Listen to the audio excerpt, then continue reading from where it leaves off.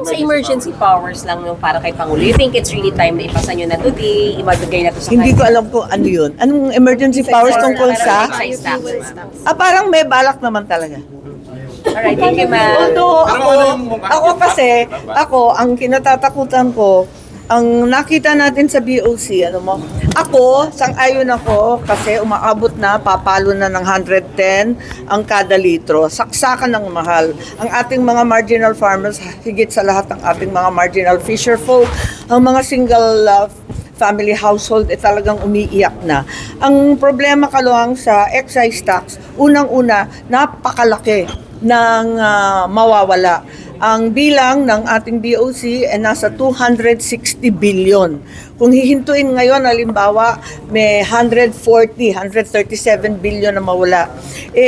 Napakalaki nun. Saan tayo hahanap ng pera para magbigay ng ayuda na kailangan? At ikalawa, may duda ako na talagang magiging mas mura ang gasolina, ang krudo, ang LPG.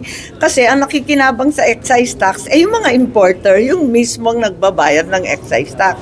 Baka hindi naman nila i-pass on sa atin yung discount. Kumbaga, naka-discount sila dyan.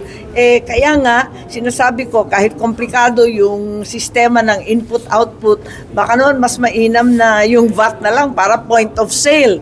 Doon mismo, habang bumibili ka ng gasolina, ramdam mo sa istasyon.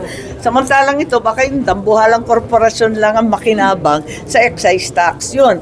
Pero ako, sang-ayon ako, iniisip ko na nga, pati income tax kasi papasok na rin tayo ng Abril, itaas na rin natin ang threshold. Kasi mababa na yung threshold kung ikumpara mo sa cost of living ngayon, kataas-taas ng presyo ng lahat ng bagay.